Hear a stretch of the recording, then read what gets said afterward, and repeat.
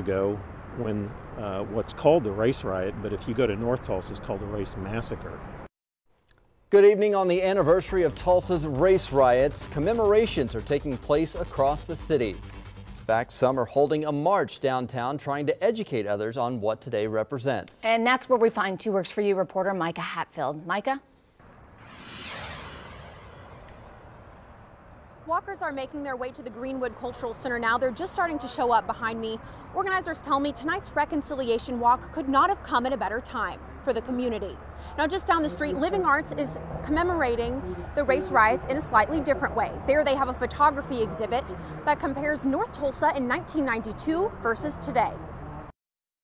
25 years is a long time to some people, but in the history of a desperate community that needs economic development, it's not a long time, especially when lots of changes have been happening around it, but not directly in it. 15 photographers, some African American, some white, went into North Tulsa, capturing a snapshot of the community in 2017. Walt Costi photographed what he saw out of his car. He noticed the landscape and buildings changed, but he says the people haven't. There's the new buildings that are being built, and the educational system is a little bit shaky, but the true essence of it is our hearts haven't changed. One of his photos featured in the exhibit is of this burned home. Just a photo to the naked eye, but one he says is symbolic of the neighborhood as a whole.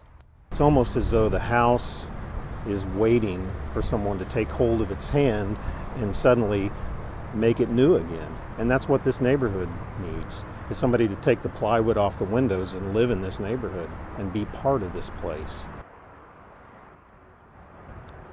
Koski tells me he hopes people who see his photographs walk away not thinking of North, South, East, or West Tulsa, but that we're one community as a whole. The exhibit opens Friday at 6 o'clock at Living Arts. Live in Tulsa, Micah Hatfield, Two Works for You. Thank you, Micah. The Community Service Council and City of Tulsa are looking into racial disparities.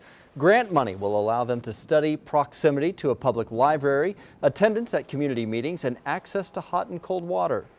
We wouldn't undertake the work if we didn't think that there would be outcomes from it. But again, is it going to be tomorrow? No. This is a long-term goal and a long-term commitment. And the plan is to use the information to make policy decisions. They hope to have preliminary results of the study by the end of the year.